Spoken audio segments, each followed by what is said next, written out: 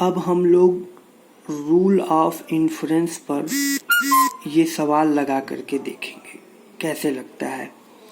इसमें हम देख सकते हैं कि दो आधार वाक्य हैं। पहला ए डॉट बी, दूसरा ब्रैकेट में A V C implies D oblique therefore A dot D. आपको पहले बताया गया था कि दोनों आधार वाक्य लिखने के बाद जो अंतिम आधार वाक्य होता है वहाँ पर ऑब्लिक लगाकर देयरफॉर लिख करके कंक्लूजन लिखते हैं। ऐसा इसलिए करते हैं कि हमको पता चले कि ये आधार वाक्य है और ये हमारा कंक्लूजन है। अब हमको इन दो आधार वाक्यों से ए डॉट डी निकालना है। अब इसको निकालने के लिए जो हमको रूल ऑफ इन्फ्रेंस में 9 रूल बताए गए थे उनको यूज करना होगा। जैसे अब हमको ए डॉट डी निकालना है तो इसमें ए कहाँ है तो ए ये रहा और डी कहाँ है तो डी ये रहा। तो अब हम किसी भी तरीके से ए डॉट डी को लाएंगे और फिर उसके बाद ए और ए डी मिल जाएगा तो फिर हम कंजक्शन करके दोनों को जोड़ लेंगे। अब जैसे हम आगे देखते हैं, आगे क्या है कि इसका तीसरा स्टेप हो जाएगा जो ए है, जो ए डॉट बी में ए है इसको हम सिंपलीफिकेशन कर देंगे। यानी कि हमने क्या किया, इसको यहाँ पे लिखेंगे। पहले में सिंपलीफिकेशन हमने पढ़ा है, पहले आधार वाक्य में सिंपलीफिकेशन किया गया। फिर अगला स्टेप क्या होगा हमारा, अगले स्टेप में हमने एक एडिशन का रूल पढ़ा था कि हम कुछ भी जोड़ सकते हैं जिसकी आवश्यकता हो। तो हम यहाँ पर सी को जोड़ते हैं, ए वेज सी। ये क्या हुआ है, ये ए वेज सी। तीसरे में हमने एडिशन किया है। ए वेज सी क्यों किया है एडिशन, यहाँ देखिए ए वेज सी है और हमने एक रूल पढ़ा था मॉडस पोलेंस में क्या था कि P इम्प्लाइज Q, अगर P है तो हम Q निकाल सकते हैं।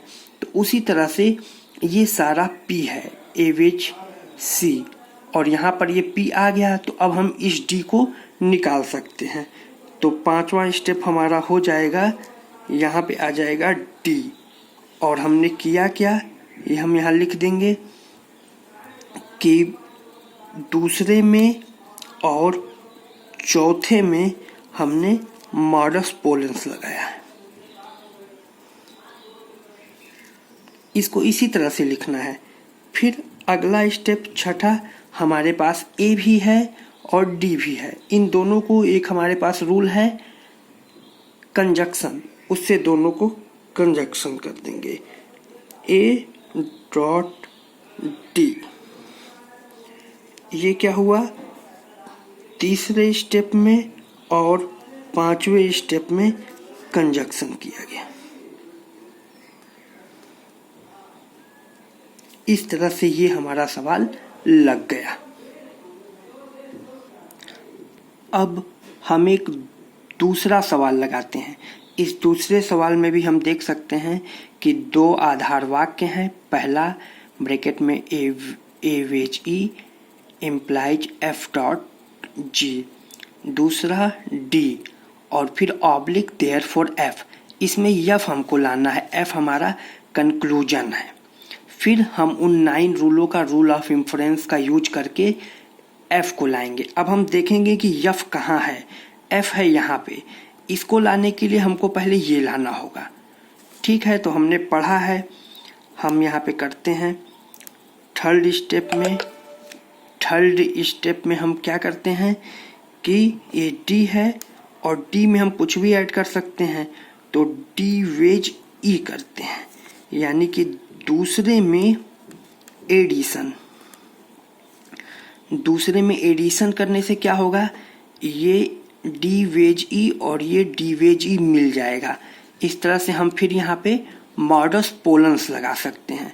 मॉडस पोलेंस याद होगा, P इम्प्लाइज Q, अगर P मिल जाता है तो फिर हम Q लिख सकते हैं।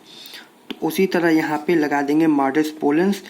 तो हमारे पास P तो है, तो अब हम ये Q लिख देंगे। Q क्या हो जाएगा, Q की जगह पे हो जाएगा F डॉट G। इसमें क्या हुआ, पहले में और तीसरे में हमने मॉडस पोलेंस लगाया, पहले में और तीसरे में मॉडस पोलेंस। अब आगे हमको F चाहिए, F यहाँ पे है। हमने एक रूल पढ़ा है सिंप्लीफिकेशन का, तो इसको सिंपल कर लेते हैं। सिंप्लीफिकेशन से पांचवा यहाँ पे आ जाएगा F, और हमने क्या किया, चौथे में हमने सिंप्लीफिकेशन कर दिया। तो इस तरह हम देखते हैं कि 19 रूल का यूज करके ये दो सवाल लगाए गए हैं। धन्यवाद।